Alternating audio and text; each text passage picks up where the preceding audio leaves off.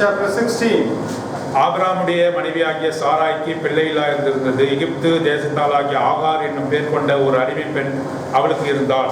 And Sarai said unto Abram, Behold, now the Lord hath restrained me from bearing. I pray thee, go in unto my maid. It may be that I may obtain children by her. And Abram hearkened to the voice of Sarai.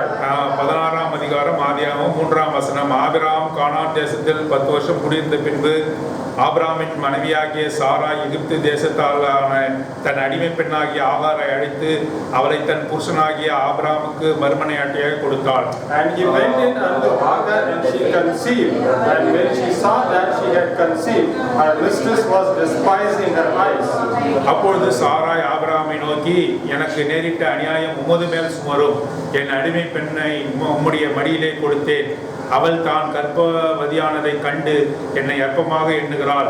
கர்த்தர் எனக்கும் உமக்கும் நடுநின்று நியாயம் தீர்ப்பாராக என்றாள். But Abram said unto Sarai, Behold, thy maid is in thy hand. Do in her as it pleased thee. And when Sarai dealt hardly with her, she fled from her face. கர்த்தருடைய தூதரானவர் அவளை வனாந்திரத்திலே சூருக்கு போகிற வழி அருகே இருக்கிற நீருற்றண்டையில் கண்டு, And he said, Hagar, Sarai's maid, whence camest thou, and whither wilt thou go? And she said, I flee from the face of my mistress Sarai. அப்பொழுது கர்த்தருடைய தூதரானவர், நீ உன் நாச்சியார் அண்டைக்கு திரும்ப போய் அவள் கையின் கீழ் அடங்கியிரு என்றார். And the angel of the Lord said unto her, I will multiply the seed exceedingly, that it shall not be numbered for multitude. பின்னும் கர்த்தருடைய தூதரானவர் அவளை நோக்கி, நீ கர்ப்பவதியாய் இருக்கிறாய், ஒரு குமாரனை பெறுவாய். கர்த்தர் உன் அங்கலாய்ப்பை கேட்டபடியினால் அவனுக்கு இஸ்மவேல் என்று பெயரிடுவாயாக. And he will be a wild man, his hand will be against every man, and every man's hand against him, and he shall dwell in the presence of all his brethren. அப்பொழுது அவள், என்னை காண்பவரை நானும் இவ்விடத்திலே கண்டேன் அல்லவா என்று சொல்லி தன்னோடு பேசின கர்த்தருக்கு, நீர் என்னை காண்கிற தேவன் என்று பெயரிட்டார். Therefore the well was called Beer-lahai-roi. Behold, it is between Kadesh and Beer. ஆகார் ஆபிரகாமுக்கு ஒரு குமாரனை பெற்றால், ஆபிரகாம் ஆகார் பெற்ற குமாரனுக்கு இஸ்மவேல் என்று பெயரிட்டார். And Abram was 86 years old when Hagar bare Ishmael to Abram.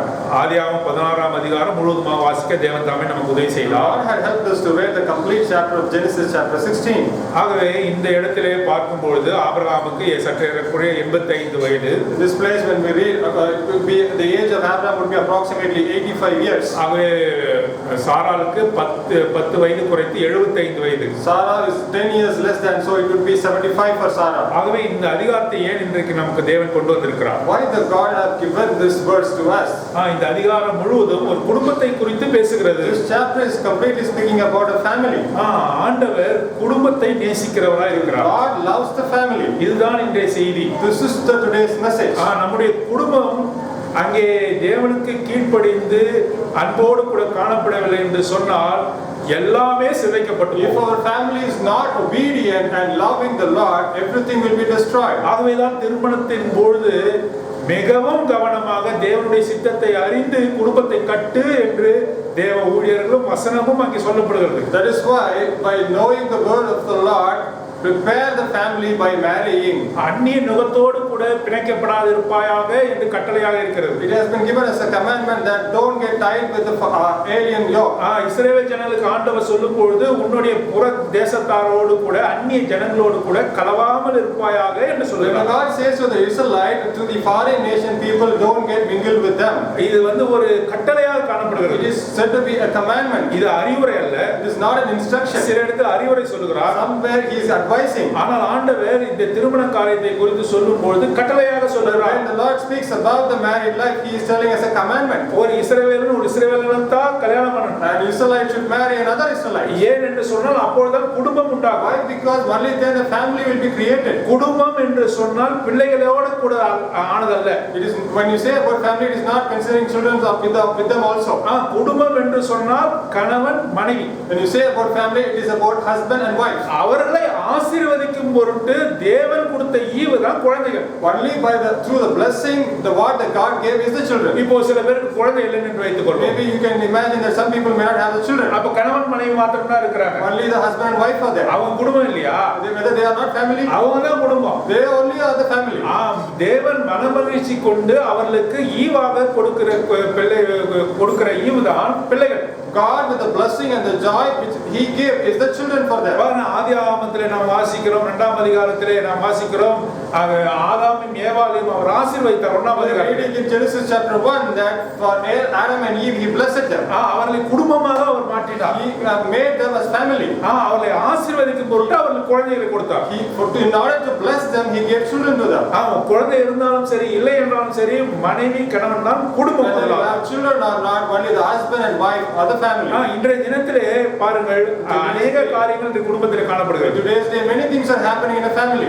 கணவன் மனைவி மிகவும் ஐக்கியமாக காணப்படுகிறார்கள். Husband and wife are very much close to each other. திருமணமான உடனே கணவன் மனைவி ஐக்கியமாக காணப்படுகிறார்கள். Immediate to the marriage they both are very close to each other. அங்க பார்க்கும் பொழுது குழந்தைகள் பிறந்தா அவங்க குழந்தையை சுற்றியே ஒரு உலகம் இருக்கிறது. After the child is born their world is completely around the children. அவர்களை படிக்க வைக்க வேண்டும். In order to grow them and educate them. அவங்களுக்கு எல்லாவித சம்பாஷணையும் கொடுக்க வேண்டும், அவர்களுக்கு எல்லாவித காரியங்களையும் செய்து முடிக்க வேண்டும் என்று இவர்கள் தங்களை மறந்து குழந்தைகளுக்காக வாழ ஆரம்பிக்கிறார்கள். In order to give the resources, in order to give a good life, they forget their own life and living for the children. இது தேவனுடைய திட்டம் அல்ல. This is not the plan of God. கணவன் முழுமையாக மனைவி அன்பு கூற வேண்டும், மனைவி கணவனை முழுமையாக அன்பு கூற வேண்டும். Husband has to wholeheartedly love the wife and the wife has to love the husband. பாருங்க, குழந்தைகள் நம்மளுடைய பிரியாரிட்டி கிடையாது. The children are not our priority. பாருங்க, கணவன் தான் மனைவிக்கு மிக முக்கியமான ஆள். Wife is the first one for the husband and the husband is the wife first priority for the wife. அவர்கள் தான் ஐக்கியமாக அன்பாக இருக்க வேண்டும். They both should be in love and have fellowship with each other. பாருங்க, இந்த Asian கண்ட்ரீஸ்ல பார்க்கும்போது, in the Asian countries when we see, ஆசிய நாடுகளிலே in the Asian countries, தங்களுடைய வாழ்க்கையை இழந்து குழந்தைகளுக்காக வாழ ஆரம்பிக்கிறார்கள். They have sacrificed their life for their children. இது தேவனுடைய திட்டம் அல்ல. This is not the plan of God. நீங்கள் இருவரும் மிகவும் சந்தோஷமா இருக்கணும். Both of you should be very joyful and happy. எம்மட்டுமாக சந்தோஷமா இருக்கணும். How much you should be happy? உங்களுடைய அந்திம காலம் வரை சந்தோஷமா இருக்கணும். Till your last days you should be happy. பாருங்க, நீங்க உங்களுடைய பலனால குழந்தைகள் வளர்க்கப்படுவார்கள். Through your strength the children will be made grown. இப்போ யூரோப்பியன் கண்ட்ரீஸ் இந்த பக்கம் எடுத்துக்கொண்டால், if you take the European countries on this side, பாருங்க, அவர்கள் குழந்தையும் கவனிக்கிறது கிடையாது, புருஷனையும் கவனிக்கிறது கிடையாது, மனைவியும் கவனிக்கிறது, அது வேற உலகம். That is a different world that they neither look into their husband or they neither look into their children. அதையும் வெறுக்கிறார், இந்த பக்கம் செய்யப்படுகிறது வெறுக்கிறார். He also hate those things on that side also. கணவன் மனைவிக்குள்ள நல்ல இன்டிமசி ஐக்கியம் இருக்கணும். There should be a good intimacy between husband and wife. ஜெபத்தினால் ஒழிய உபவாசத்தினால் ஒழிய மனைவியை விட்டு பிரிந்திருக்க கூடாது. Only through because of prayer and fasting that another way you should separate from the wife. ஒரு மனைவி ஒரு பெண்ணுக்கு அவருடைய குழந்தைகள் சொல்கிறது முக்கியமா, கணவன் சொல்கிறது முக்கியமா? For a woman who is a wife, what is important, the words of the husband or the children? கணவன் சொல்றது தான் முக்கியம். Only the words of the husband is important. கணவனுக்கு தன்னுடைய பிள்ளைகள் சொல்றது முக்கியமா, மனைவி சொல்றது முக்கியமா? For the husband the word of the wife or the word of the children is important. மனைவி சொல்றது தான் முக்கியம். Only the word of the wife is important. இவர்கள் தான் குடும்பம். Because they are the family. அவர்கள் ஆசீர்வதிக்கப்பட குழந்தைகள் வந்தார்கள். Only because they received the blessing they got the children. உங்களுக்கு நீங்க குழந்தைகளே நீங்களுக்கு கான்சென்ட்ரேட் பண்ணுவீர்கள் அல்லது அவர்களை பாதுகாப்பீர்கள் என்று சொன்னால், only if you are looking and concentrating only on your children's safety, அவர்கள் advantages எடுத்துக்கொள்வார்கள். they will take over advantage of you. பாருங்க, நாங்க தான் உலகம் இவர்களுக்கு என்று சொல்லி அவர்கள் முடிவு பண்ணி கொள்வார்கள். They decide themselves that we are the world to our parents. நீங்களும் வாழாமல் போகிறீர்கள், உங்களுடைய பிள்ளைகளுக்கு ஒரு பேட் எக்ஸாம்பிளை கொடுக்கிறீர்கள். You are also not living your life and you are creating a bad example for your children. ஆண்டவர் கண்ணுகருத்தமா இருக்கிறார். The Lord is very much keen on it. தனிமையானவர்களுக்கு ஆண்டவர் வீடு வாசலை உண்டு பண்ணுகிறார். The Lord is creating home and house and properties for the one who are living alone. அவர்களுக்கு வீடு வாசலை உண்டு பண்ணுகிறார். He is creating home and houses for their living. பாருங்க, எபேசியர் 2ஆம் அதிகாரம் 19ஆம் வசனத்தில் சொல்கிறார். Ephesians chapter 2 verse 19 he says, அவர்கள் தேவனுடைய வீட்டாருமா இருக்கிறார்கள். They are in the house of the Lord. தேவனுடைய வீட்டாருமா இருக்கிறார்கள். They are in the house of the Lord. வீட்டார் என்று சொன்னால் கல்லு மண்ணு சிமெண்ட் கிடையாது. When you say about house, it is not about the bricks and the mortar and the cement. கணவனும் மனைவி இணைந்து இருக்கிறார்கள். It is the intimacy between husband and wife.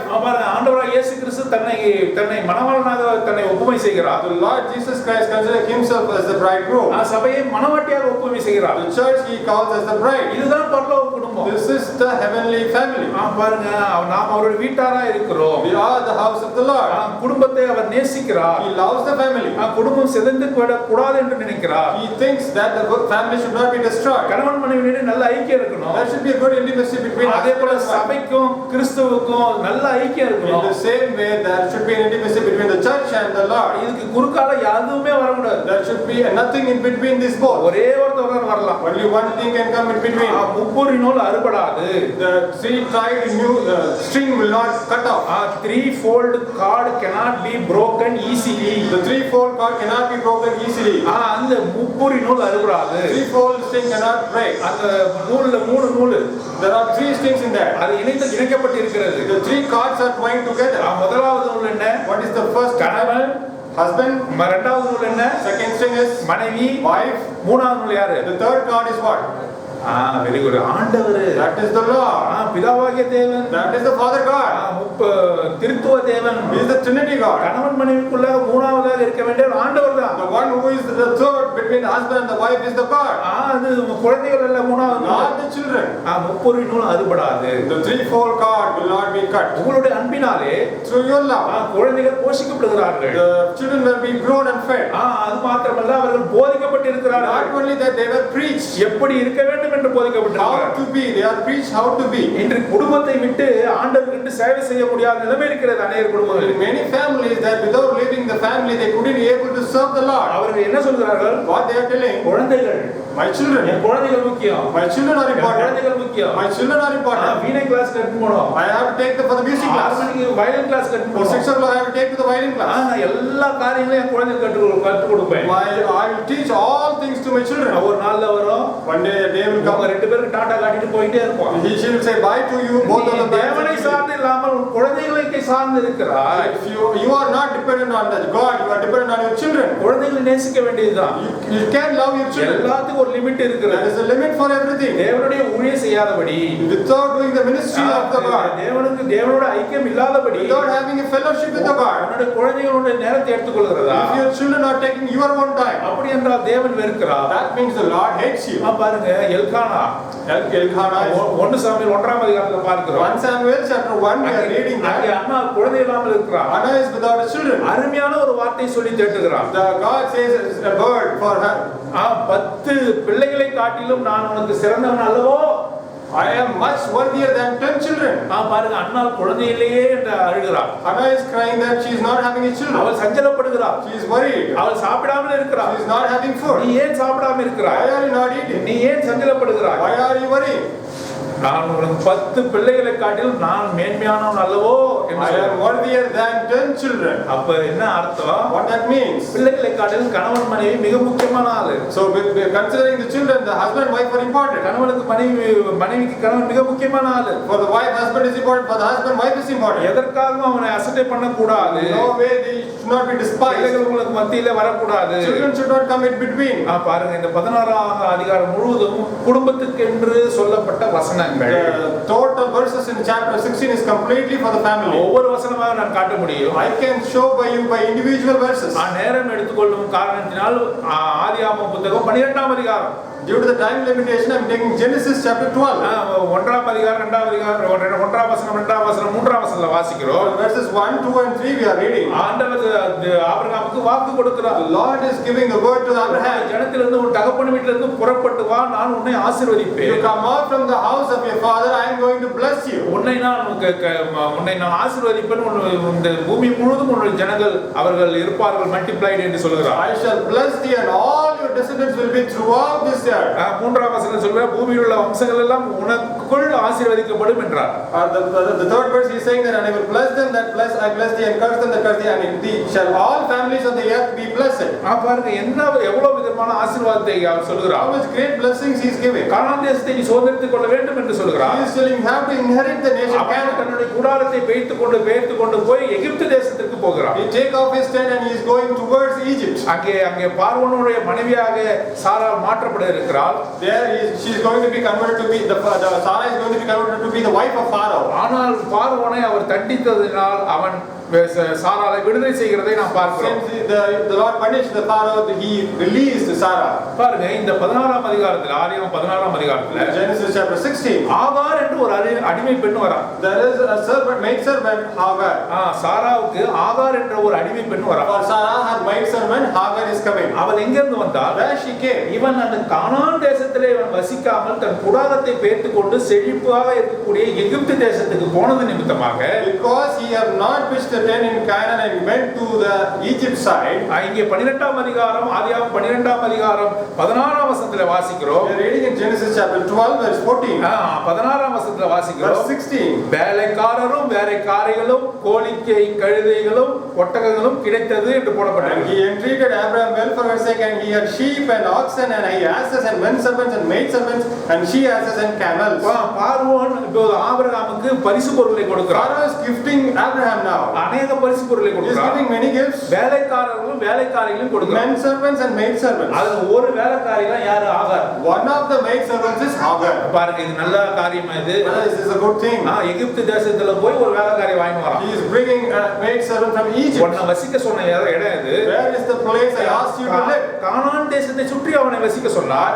He asked him to live in around the Canaan. அவன் கூடாரத்தை பேர்த்து கொண்டு எகிப்து தேசத்துக்கு போனான். He took away the tent and he went towards Egypt. தேவன் சொன்ன காரியத்தை அவன் கேட்காததினால் பார்வோன் சாராவை அடைய முயற்சித்தான். Since he didn't listen to the word of the God, Pharaoh tried to take Sarah. இத பொய் சொன்னது யாரு? Who have lied here? Abraham பொய் சொன்னான். இவ என்னோட சகோதரி. Abraham lied that she is my sister.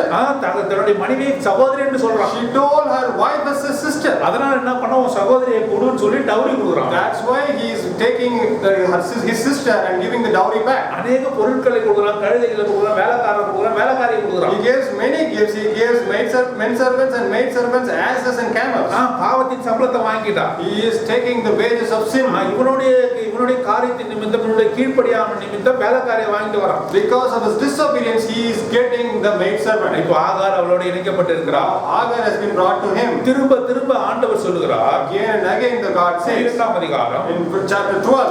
13ஆம் அதிகாரம். Chapter 13. 15ஆம் அதிகாரம். Chapter 15. எல்லா 3 தடவை அவனிடத்தில் என்ன சொல்றாரு? நான் உன்னை ஆசீர்வதிக்கவே ஆசீர்வதிப்பேன். 3 times he is saying that I will bless you. 13ஆம் அதிகாரத்தில் சொல்றாரு. In chapter 13 he says. கடலின் மணல் அத்தனையாக உன்னுடைய சந்ததியாரை பெருக செய்வேன். Like the grain of the sands I will increase your descendants. கடலினுடைய மணலை எப்படி எண்ண முடியாதோ அதே போல உன்னுடைய சந்ததியார் வருவார்கள் என்று சொன்னார். How much immeasurable is the grain of the sand, your descendants will be like that.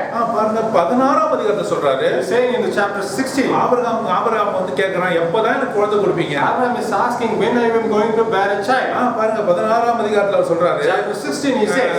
15ஆம் அதிகாரம். Chapter 15. 1ஆம் வசனம், பயப்படாதே, நான் உனக்கு கேடகமும் உனக்கு மகா பெரிய பலனுமாய் இருக்கிறேன். Verse 1, I am the shield and the exceeding great reward. 15ஆம் அதிகாரத்துல கூட்டு சொல்றாரு, நான் உனக்கு மகா பெரிய கேடகமா இருக்கிறேன். I am the shield. உனக்கு பலனா இருக்கிறேன்னு சொல்றாரு. I am the great reward. அதெல்லாம் விட்டுடுங்க ஆண்டவரே. We just left all the things. Abraham சொல்றான், Abraham says, எனக்கு எப்பதான் குழந்தை இருப்பீங்க? when will you give me a child? நான் பிள்ளை இல்லாம இருக்கிறேன். I am childless. என்னோட வீட்ல ஒரு வேலைக்காரன் இருக்கிறான். There is a servant in my home. Eliezer. His name is Eliezer. அவன் தான் என் வாரிசா.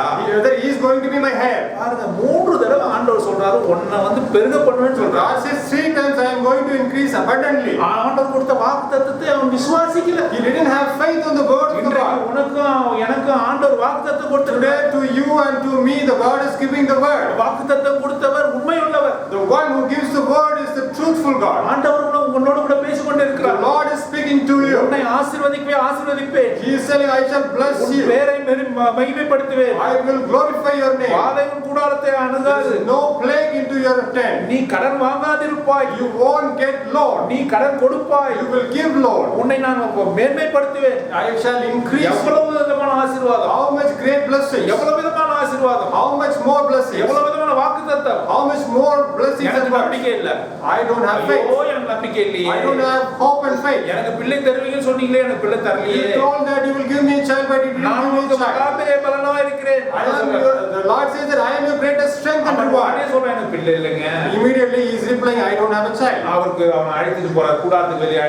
He just brought him out of the tent. வானத்தை நோக்கி பார்ப்பா. You see the sky. முன்னாடி 13ஆம் அதிகாரத்துல உனக்கு பூமியை பூமியை நோக்கி பார்க்க சொன்னேன். In the 13th chapter, I told you to look down the earth. கடல் மணல் தனியா பெருக பண்ணுவேன்னு சொன்னேன். I told you that like the grain of the sand, I will make you descendants. 15th இடத்துல வானத்தை நோக்கி பாரு. And the 15th chapter is telling, look into the heaven. பூமியை பார்த்த நீ இப்ப வானத்தை பாரு. Now once you look the earth, now look up the heaven. நட்சத்திரத்தை பாரு. See the stars. நட்சத்திரத்தை எண்ண முடியுமா? Whether you can count the stars. Abraham சொல்றேன் எண்ண முடியாதுங்க. Abraham's replying, we cannot count. இத போல உன் சந்ததி வரும். Like this, your descendants will be. 3 தடவை உனக்கு வந்து he gave the promise, he reassured twice.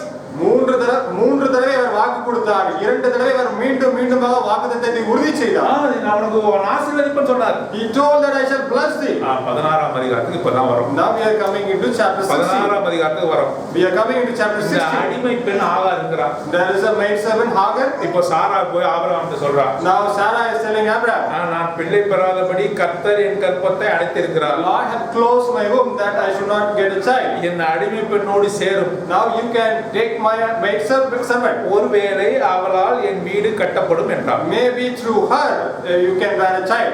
சாராயின் வார்த்தைக்கு ஆபிரகாம் செவி கொடுத்தான். Abraham listened to the word of Sarah. நீங்க செவி கொடுத்தான் என்று எங்கெங்கெல்லாம் கேள்விப்படுகிறீர்களோ வேதாகமத்தில் அதுக்கு இன்னொரு அர்த்தம் இருக்கு.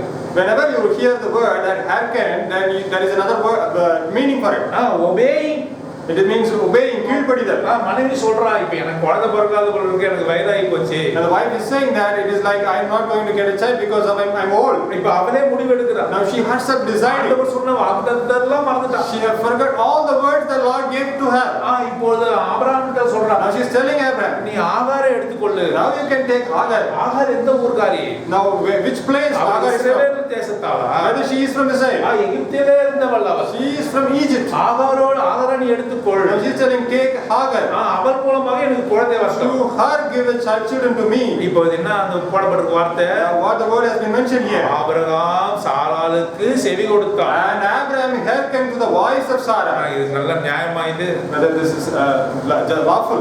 ஆண்டவர் சொல்கிற வார்த்தையை காட்டிலும் உன்னுடைய மனைவி சொல்கிற வார்த்தை மிக முக்கியமா? Whether the word of the wife is more important than the word of the God. ஆண்டவர் உன்னையும் பார்த்து ஏற்க நீ யார் சொல்ற வார்த்தை கேட்கிற?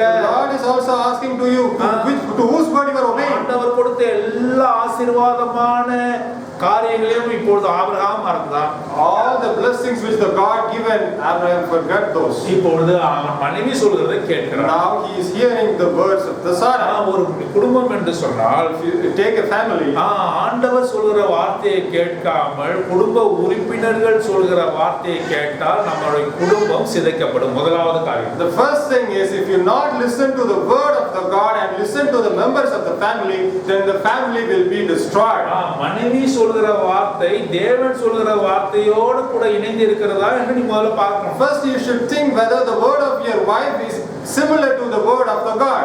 ஆண்டவருடைய வார்த்தை நிறைவேற்றுகிறதாக இருக்கிறதா என்று முதலாவது பார்க்கணும். This word is going to fulfill the word of the God. அதை விடுத்து மனைவி சொல்கிறாளே அல்லது கணவன் சொல்கிறாளே என்று முழுவதுமாக நாம் கேட்க கூடாது. We should not hear completely the word of the wife or the husband without listening. முதலாவதாக என்ன சொன்னேன்? First what I told, ஆண்டவருடைய வார்த்தையை எதை கொண்டும் நாம் மாற்ற முடியாது. ஆண்டவருடைய வார்த்தைக்கு ஈடாக நம்முடைய குடும்ப உறுப்பினர்கள் சொல்ற வார்த்தை முக்கியமானது அல்ல. There is no word equal or important to the words told by our family members comparing to the word of the Lord. பாருங்க, இரண்டாவதாக secondly நம்முடைய காரியம் எப்படிப்பட்டதாக இருக்கிறது? What is our things? இந்த ஆகாரின் மூலமாக என்னுடைய வாழ்க்கை கட்டப்படும். Through Hagar let my life be built. இப்ப பாருங்க, அவனை சுற்றி இருக்கிற அந்த ஆபிரகாம் வாழ்ந்த அவனுடைய சொசைட்டி சுற்றி இருக்கிற ஜனங்களை பார்க்கும் பொழுது, when looking into the community or the society of people living around Abraham, இது நியாயமான காரியம் தான். it looks right. பாருங்க, இப்போ தனக்கு குழந்தை இல்லை என்று சொன்னால் தன் வேலைக்காரியை கணவன் கொடுத்து அவளுடைய குழந்தை தன்னுடைய குழந்தையாக ஏற்றுக்கொள்வது அந்த சொசைட்டியில இருக்கிற காரியம். At that time of the society and the community, that if the woman is not having a children, she can give the maid servant to the husband and get the child through her. இதுக்கு உதாரணமாக நாம் ஆதியாகமம் புத்தகம் 30ஆம் அதிகாரத்தில் வாசிக்கிறோம். For example for this we can read in Genesis chapter 30. பாருங்க, யாக்கோபு ராகேல் மூலமாக அவனுக்கு குழந்தை இல்லை. Jacob doesn't have that children because of Rachel. ராகேல் தன்னுடைய கர்ப்பம் அடைக்கப்பட்டு இருக்கிறதை கண்டு என்ன செய்தார்? Rachel what he did because her womb has been closed. தனது வேலைக்காரியாக பில்காலை யாக்கோபுக்கு கொடுத்து அவள் மூலமாக குழந்தை பெற்றாள்.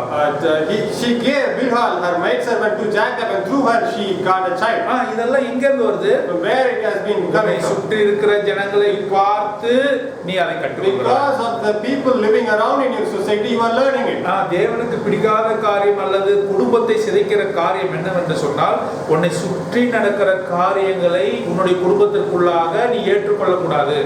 The one thing that the Lord doesn't like is that you should not take the things happening around you in your society and take it into your family. எப்பொழுதும் நினைவு கொள்ளக்கூடிய ஒரு காரியம் என்ன? நீ பிரித்தெடுக்கப்பட்ட ஜனம். Always and every time you should remember that you are separated people. நீ பிரித்தெடுக்கப்பட்ட ஜனம். You are the nation separated from others. தேவனுக்கென்று தெரிந்து கொள்ளப்பட்ட ஜனம். You are the nation separated and known by the Lord. அந்நியர்கள் பழக்கவழக்கங்களை நீ கற்றுக்கொள்ள கூடாது. You should not learn the foreign nations culture. அவர்களை போல நீ இருக்க வேண்டும் என்று சொல்லி நினைக்க கூடாது. You should not think that I should also be like them. மூன்றாவதான காரியம். Third thing is. ஆபிரகாம் தாராக்கு செவி கொடுத்தான். Abraham hearkened to the voice of Sarai. அப்பொழுது இங்க என்ன காரியம் நடந்தது? அவனுக்கு குழந்தை பிறந்தது. Now what happened? He got a children. இப்பொழுது அவள் கர்ப்பமாக இருக்கிறாள். யார் கர்ப்பமாக இருக்கிறாள்? Now she is pregnant. Who is pregnant? Hagar is pregnant. ஆகார் கர்ப்பமாக இருந்த நிமித்தமாக since Hagar is pregnant, தனது எஜமானாட்டியாகிய சாராயை அவ என்ன பண்ண? அசட்டையா எண்ணினாள். She despised her mistress Sarai. ஏன் அசட்டையானா? Why she treated her like that? உனக்கு குழந்தை இல்ல, இப்ப எனக்கு குழந்தை. She despised because I'm going to have a child and you are not going to have a child. இங்கே மூன்று பேருமே தவறு செய்கிறார்கள். Three people are committing mistakes here. சாரா உலக நடக்கைகளை பார்த்து அவள் குடும்பத்துக்குள்ளாக அந்த காரியங்களை கொண்டு வருகிறாள். First thing is Sarah brought according to the worldly things happening and he brought that thing into her family. இரண்டாவதாக ஆபிரகாம் தேவனுடைய வார்த்தையை காட்டிலும் சாராவுடைய வார்த்தை முக்கியம் என்று தன் மனைவியுடைய வார்த்தை முக்கியம் என்று சொல்லி ஏற்றுக்கொள்கிறார். Second thing is Abraham is taking the word of the wife as important than the word of the God. ஆகார் செய்த தவறு என்ன? What Hagar did? ஆகார் என்ன தவறு செய்தார்? What mistake Hagar did? ஆகார் அங்கே ஆபிரகாமோடு கூட அவள் சேர்ந்து தவறு இல்லை. It is not a mistake that Hagar being with Abraham. ஏன் என்று சொன்னா ஒரு அடிமை பெண்ணுக்கு எந்தவித உரிமையும் இல்லை. Because a maidservant doesn't have any right. அந்த காலத்துல நீ செத்து போ என்று சொன்னால் செத்து தான் போகணும். In those days, if the maidservant is told to be die, she should die.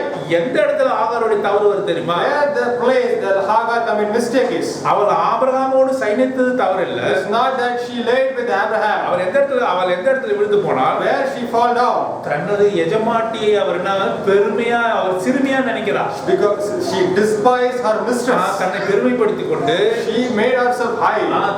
தனது எஜமாட்டியை சிறுமையாக நினைக்கிறார். She thought herself proud and she despised her mistress. இதுதான் ஆகார் செய்த தவறு என்று நாம் பார்க்கிறோம். This is the mistake Hagar committed. பாருங்க இந்த காரியம் நமக்கு எப்படிப்பட்டதா இருக்கிறது? What this is telling to us. பாருங்க இப்போ ஒரு குடும்பத்துல in a family இப்போ நம்ம மனைவி சொல்கிறதோ அல்லது கணவன் சொல்கிறதோ நாம் கேட்கிறோம். We are listening to the word of the wife or the husband. ஆண்டவர் சொல்வதை காட்டிலும் கணவன் சொல்வதோ மனைவி சொல்வதோ நமக்கு முக்கியமா இருக்கிறது. Because we are thinking that the word of the husband or the wife is more important than the word of the God. அதை கேட்டு நாம் காரியங்களை செய்து விடுகிறோம். By listening to those and hearing to it, we are doing the things. இப்போ ஆண்டவருடைய நியமத்தின்படி அந்த காரியம் இல்லாததால் தவறாக நம்ம குடும்பத்தில் நடக்கிறது. Since it is not according to the word of the God, that is not happening to us. இப்போ நமக்கு அட்வைஸ் சொன்னாங்கல்ல, the one who have advised us. அவங்களே நம்ம என்ன சொல்லுவாங்க? நான் சொன்னா கூட நீ உனக்கு எங்க புத்தி போச்சு? They will tell you now, even if I tell, where is your knowledge to do it? நீ பெரிய மனுஷனா இருக்கிற.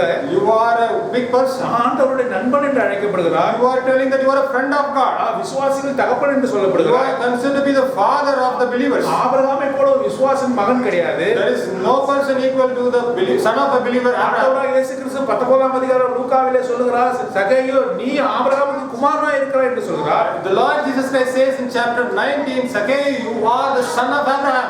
விசுவாசங்களின் தகப்பனா இருக்கிறார். You are the father of faith. இவ்வளவு பெரியவன். So much of great things for you. ஆண்டவர் சொல்லுகிற சொல்லுவதை காட்டிலும் மனைவி சொல்வதை கீழ்ப்படிந்தால், since he have obeyed the word of his wife than the word of God, அப்போது அந்த மனைவி என்ன சொல்கிறார்? now the wife is saying, உனக்கு எங்க புத்தி போச்சு? what happened to you? இந்த அநியாயத்துக்குலாம் நான் பாக்கியவான் I am கிடையாது. not responsible for this. இதுக்கெல்லாம் நான் பொறுப்பேற்றுக் கொள்ள I am முடியாது. not going to take the இந்த responsibility of பழி, this. அநியாயம் எல்லாம் உண்மைதான் sir. All these things is going to be on your head. இப்போ ஒரு மனைவியே, இந்த மாமிசத்தில் இருக்கக்கூடிய ஒரு மனைவியே உன்னை பார்த்து இந்த காரியத்தை சொல்லுவாள் என்றால், அது கணவனே உன் மனைவியாகி உன்னை பார்த்து இந்த காரியத்தை சொல்லுவாள், ஆண்டவர் என்ன சொல்லுவார்? If a woman who is in flesh is going to tell all these things to you, what will the God says to you? நீ அவருக்கு முன்பாக நின்று சாக்கு போக சொல்ல முடியுமா? Whether you can tell any reasons before the God standing? ஆகார் சொன்னது போல என் மனைவி தான் கொடுத்தா அதனால தான் சாப்பிட்டு சொல்ல முடியுமா? Whether you can tell like Hagar that only my wife have given, that's why I took. நான் உனக்கு வாக்குத்தத்தம் கொடுத்து 2 முறை அதை நான் உறுதிப்படுத்தினேனே. I have given you the word and 2 times I reassured you. நீ உன்னுடைய மனைவி சொன்னதை கேட்டு நீ இப்படி ஒரு முடிவு எடுத்தாயே என்று சொல்லி கேட்க மாட்டாரா? Whether the God won't ask you that you listen to the word of your wife and taken the decision. இன்றைக்கு ஆண்டவர் உனக்கு கொடுக்கிற எல்லா வாக்குத்தத்தத்தையும் அவர் சொல்கிறபடி நம்ம வாழ்க்கையில் நடக்கிறோமா?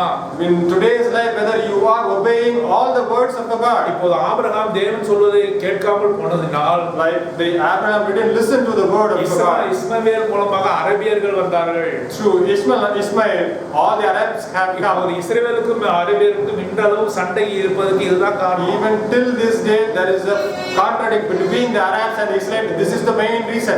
ஒரு மனிதனுடைய கீழ்ப்படியாமையினால் இவ்வளவு பெரிய அங்கே புரட்சியும் சண்டையும் சச்சரவும் தொடர்ந்து கொண்டே இருக்கிறது. Because of the disobedience of one man, even till day there is a fight and the war and there is a conflict between them. ஆகவே கணவன் என்ன செய்யணும்? So what husband should do? குடும்பத்தில் என்ன செய்யணும்? What he should do in a family? பேச வேண்டிய இடத்துல பேசணும். He should speak where it should be இது spoken. ஆண்டவருக்கு பிடிக்காத காரியம். This is the thing that the God won't like. விரும்ப மாட்டாரு. God won't like this. இந்த ஆண்டவர் இப்படி சொல்ல மாட்டாரு. God won't ask you to do this. இப்படி செய்ய கூடாது என்று சொல்லணும். You should tell that you should not do like this. எல்லா காரியத்திலும் வாயை போத்தி கொண்டு இருக்க கூடாது. You should not be calm and close your mouth in all the things. அந்த சிட்சை ஒருவேளை சில காலம் நீடிக்கும். Maybe for some period it may go. நான் சொல்றதை கேட்கலைன்னு ஒருவேளை மனைவி சொல்லக்கூடும். Maybe some days she can tell that you are not listening to my words. கணவன் சொல்லுவாரு, நான் சொன்னதை நீ கேட்கலைன்னு சொல்லுவாரு.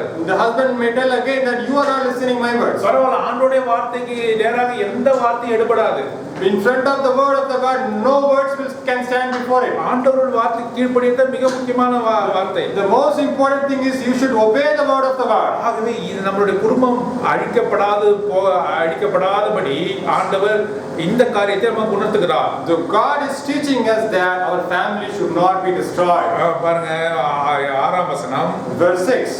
அதற்கு ஆபிரகாம் சாராயை நோக்கி, இதோ உன் அடிமை பெண் உன் கையிற்குள் இருக்கிறாள், உன் பார்வைக்கு நலமானபடி அவளுக்கு செய் என்றாள். அப்போது சாராய் அவளை கடினமாய் நடத்தினபடியால் அவளை விட்டு ஓடி போனாள். But Abraham said unto Sarai, behold, the maid is thy hand, do with her as it pleased thee.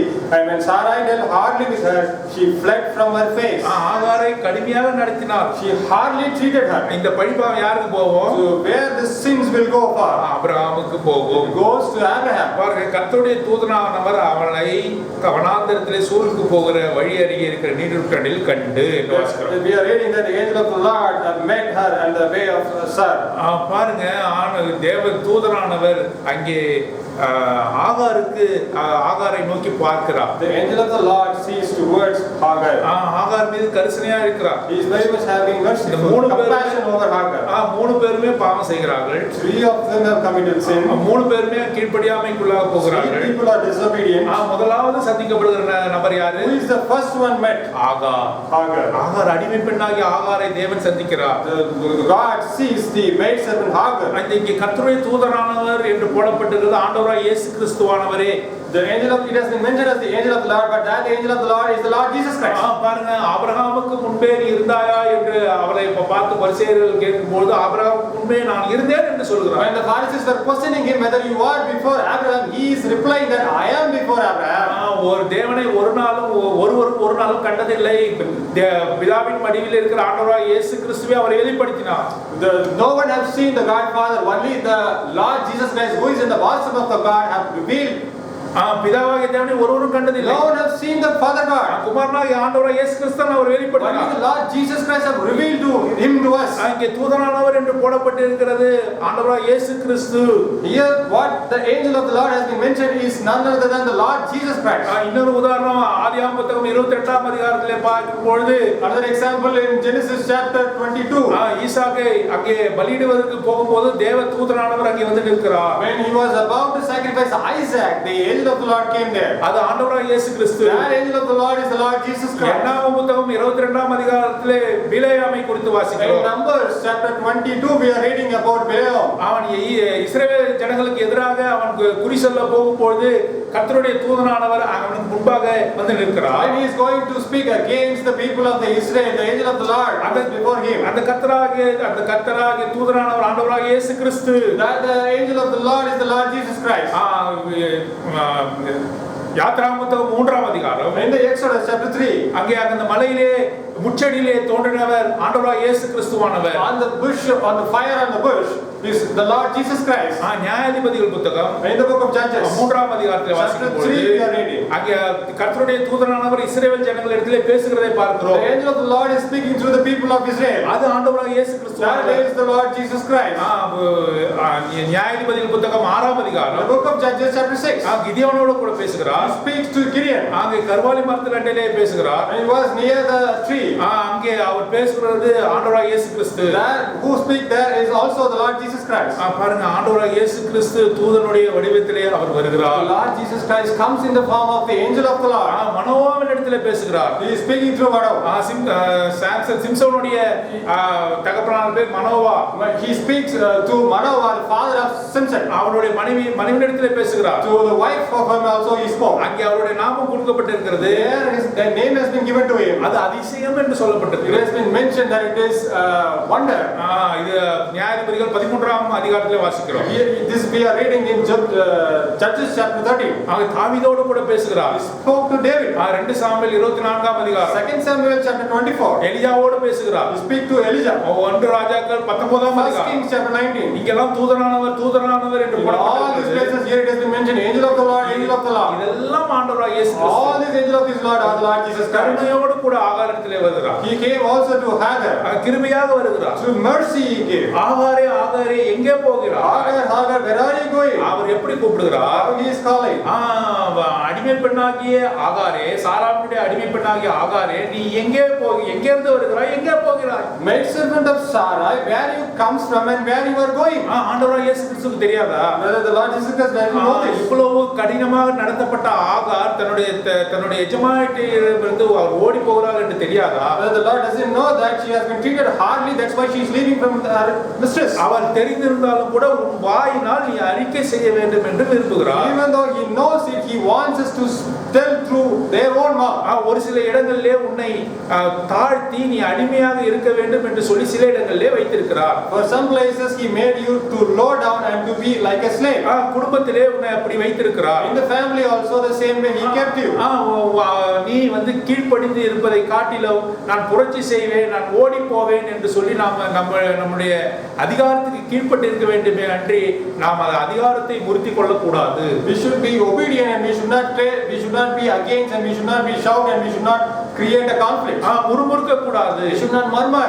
புரட்சி செய்யக்கூடாது. we should not make a revolt. எல்லா பணிவோடும் கூட ஆண்டவர் வைத்திருக்கிற இடத்திலே உண்மையாக இருக்க வேண்டும். the whole humbleness and humility we should be obedient and truthful to the God. மனுஷனுடைய இருதயம் மேன்மை பாராட்டும்.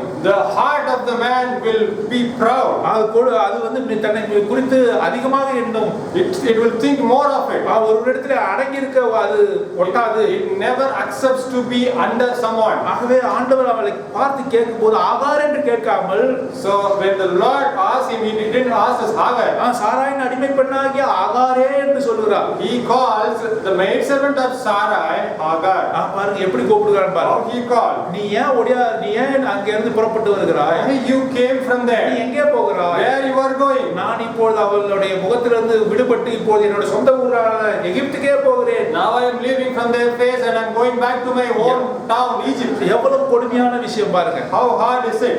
எந்த இடத்துல இருந்து வந்தோமோ பாவத்துக்கே நான் திரும்புறேன். I am returning to the sin. அநேகர் என்ற குடும்பத்தில் நாம் சொல்லிக் கொண்டிருக்கிறோம். many of us in the family வருகிற உபத்திரவத்தை நாம் தாங்க ஒட்டாமல், without facing all the things that comes ahead of us, குடும்பத்திலே நாம் இருப்பதன் மூலமாக நமக்கு ஏற்படுகின்ற தொல்லைகள் நிமித்தமாக நான் குடும்பத்தை விட்டே ஓடி போகிறேன் என்று சொல்கிறோம். many people are telling that because of not able to face the difficulties, they are running away from the family. ஆண்டவராக இயேசு கிறிஸ்துவினுடைய பலத்த கைக்குள்ளாக நாம் அடங்கி இருந்தால் ஏற்ற காலத்திலே நம்மை உயர்த்துவார். If we are obedient inside the hand of the Lord Jesus Christ, at the particular time He will raise us up. அப்படி நாம் அடங்கி இருக்க விரும்பாமல், அவருடைய சிட்சையை நாம் பொறுத்துக்கொள்ள விரும்பாமல் நாம் ஓடி போக விரும்புகிறோம்.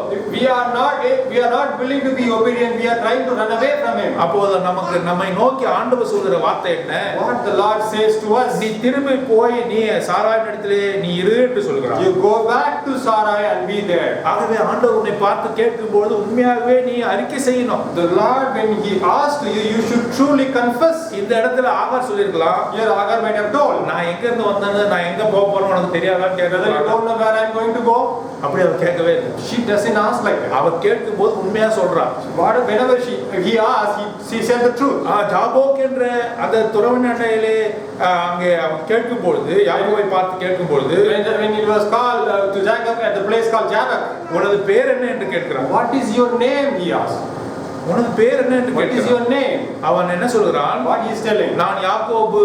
I am Jacob. நான் யாக்கோபு என்றால் என்ன அர்த்தம்? What is the meaning of நான் ஒரு Jacob? எத்தன் I am deceiver. பாருங்க, உண்மையாக அறிக்கை செய்யணும். He is truly, you should confess. என்று ஆண்டவர் உன்னை பார்த்து கேட்கிறார். Today God is asking to you, நீ எப்படி இருக்கிறாய்? how you are?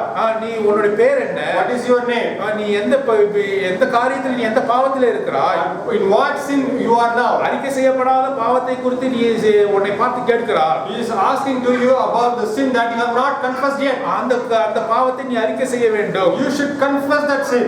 பாருங்க, அப்படிப்பட்ட ஒரு நிலைமை இருக்கிறதா? Whether that thing is also there here. பாருங்க, ஆகாருக்கு அந்த இருதயம் இருந்தது. Hagar is having that kind of heart. தான் யார், தான் எங்கே இருக்கிறேன், நான் எங்கே போக போகிறேன் என்று சொல்கிறார். That is what she is replying, that who she is and where she is going now. பாருங்க, இப்ப கர்த்தருடைய தூதனானவன் அவரை ஆசீர்வதிக்கிறதை பாருங்க. Now the angel of the Lord blessed her. 12ஆம் வசனத்துல Verse 12. இஸ்மவேல் என்ற ஒரு மகன் உனக்கு பிறப்பான் என்று சொல்கிறார். And you will bear a son named Ismail. இங்க தமிழ்ல சரியாக மொழிபெயர்க்கப்படவில்லை. In Tamil it has not been translated properly. துஷ்ட மனிதன் என்று சொல்லப்பட்டிருக்கிறது. It has been mentioned as wicked man. Wicked man. துஷ்ட மனுஷன் சொல்லலாமா? Whether you can tell as a wicked man. துஷ்ட மனுஷன் கிடையாது. It is not a wicked man.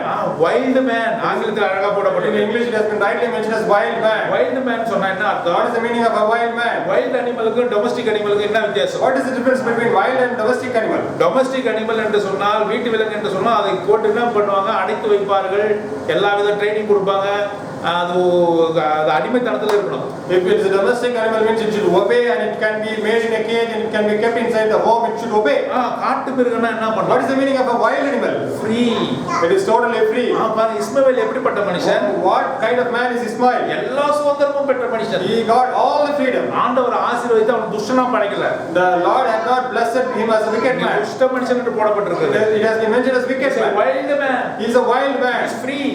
He is free. அவன் யாரெல்லாம் எதிர்த்து நிக்கிறாங்களோ, If whoever is against him, அவனுக்கு எதிர்த்து நிப்பான். he will be against him. எவ்வளவு பெரிய ஆசீர்வாதத்தை பெற்றுக்கொண்டான் How பாருங்க. great blessing is இது this. ஆகாரின் மூலமா பெற்றுக்கொண்டான். So Hagar he received the blessing. அறிக்கை செய்வதன் மூலமா பெற்றுக்கொண்டான். Through the confession he got the blessing. பாருங்க, அந்த தூதனானவரை பார்த்து சொல்கிறார், The angel of the Lord, to the angel of the Lord, she says, நீர் என்னை காண்கிற தேவன். and you are the Lord who sees நீ me. என்னை காண்கிற You தேவன். are the Lord who sees me. ஆகவே நம்மை குடும்பத்திலே அவர் நம்மை வைத்து அவர் பாதுகாக்கிறார். In our family, he protects us in our family. குடும்பமானது அங்கே கட்டுக்கோப்பு தேவனுடைய அதிகாரத்துக்குள்ளாக இருக்கும் என்று சொன்னால்தான் அது பாதுகாக்கப்படும். If the family is under the rule of the God. எபேசியர் 5ஆம் அதிகாரத்திலே வாசிக்கிறோம். We are reading in Ephesians chapter 5. மனைவியானவர் புருஷனுக்கு கீழ்ப்படியணும். The wife should be obeying the husband. புருஷனானவன் என்ன பண்ணணும்? மனைவியிடத்தில் அன்பு கூறணும். The husband should love the wife. இது ரெண்டுமே ஒரே சமயத்தில் இருக்கணும். Both the things should be together. புருஷன் அதிகாரத்தை மாத்திரமே செலுத்திக் கொண்டிருக்க கூடாது. Not only the husband have to rule the wife.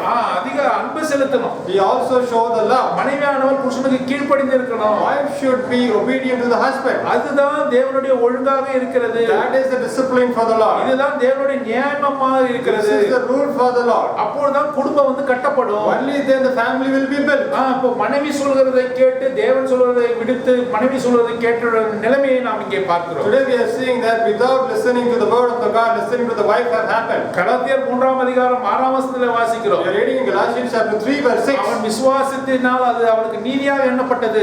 Through his faith it has been considered as truth. Abraham விசுவாசித்தான், அது அவனுக்கு நீதியாக எண்ணப்பட்டது. Abraham had the faith, so it is considered to be righteous for him. எவ்வளவு குறைபாடுகள் இருந்தாலும் கூட அவன் விசுவாசித்திருக்கிறான். Even though he is having lot of faults, he still have faith on the God. அவனுக்கு अनेक ஷார்ட் கமிங்ஸ் இருக்கிறது. He has lot of shortcomings. இருந்த போதும் அவன் ஆசீர்வதிக்கப்பட்டவன். Even then he is still a blessed man. அவர் நம்மை குடும்பத்திலே நம்ம வைத்து பாதுகாத்து வருகிறார். Because he is keeping us in the family and protecting us. கணவன் மனைவியை நேசிக்க வேண்டும், மனைவி கணவனை நேசிக்க வேண்டும். Wife have to love the husband, husband have to love the wife. பிதாவாகிய தேவனோடு கூட முப்பொருளாக இணைந்திருக்கணும். We should be together with the Father God like a threefold cord. பாருங்க, பிள்ளைகளுக்கு அடுத்த கட்டத்துல தான் பிள்ளைகள் இருக்கிறாங்க. Only the next step the children are coming. பிள்ளைகளை வந்து பிரையாரிட்டியா எடுத்துக்க கூடாது. We should not take priority of பிள்ளைகளுக்காக தான் வாழறேன்னு இருக்க We கூடாது. should not say that I am living for my children. பாருங்க, அந்த காலகட்டத்துக்குள்ள நம்ம இருந்தோம்னா, If we are in that situation, தேவனுக்குள்ளாக நம்ம வாழ முடியாது. we cannot able to live in the presence of God. பிள்ளைகள் நமக்கு தேவன் கொடுத்த ஈவு. The children were the blessings given by the God. நம்மை குடும்பமாக அவர் கட்டுகிறார். He is building us like a family. ஆகவே இந்த வசனத்தின் மூலமாக குடும்பத்தினுடைய முக்கியத்துவம், ஒழுங்குகளை, ஒரு சில ஒழுங்குகளை தேவன் நமக்கு கொடுத்திருக்கிறார். Through these verses the God have given the disciplines to be living in a family. மிக முக்கியமாக, Most importantly, இந்த அறிவுரை சொன்ன சாராளே இப்போது அந்த பழியை தூக்கி ஆபிரகாம் மேல போடுறான். even now the Sarah who have given this advice now putting the blame on the husband Abraham. இப்ப ஆபிரகாம் ஒருவேளை சொல்லிருக்கான், நான் உனக்கு கீழ்ப்படிய மாட்டேன்னு சொல்லியிருந்தா, Abraham, if he might have told that I won't obey you, கொஞ்ச காலம் சாராளுக்கு வருத்தமா maybe for a short period of time Sarah may be worrying. பிற்பாடு அவளுக்கு மிகுந்த சந்தோஷத்தை After ஏற்படுத்தும். that it could have given him a great joy for her. என் கணவன் சொன்னதுதான் கரெக்டா இருக்குன்னு சொல்லியிருப்பான். What my husband told is right. இப்ப பாருங்க, ஆண்டவர் உனக்கு நியாயம் செய்யட்டும் சொல்றாரு. Now he is telling that let the Lord judge you. இந்த நிலைமைக்குள்ளாக நாம் வரக்கூடாது என்பதை You தேவன் should not be in this position. தேவன் விரும்புகிறதை நான் பார்க்கிறோம். The God is willing that you should not be in that position. தேவன் தாமே இந்த வசனங்களை ஆசீர்வதித்து நம்மோடு கூட பேசுவார். Let the God bless these words and speak to அவருடைய us. வார்த்தையை கீழ்ப்படிந்து We should obey His word. அவருடைய நியமத்தின்படி வாழ தேவன் தாமே We should live according to His will.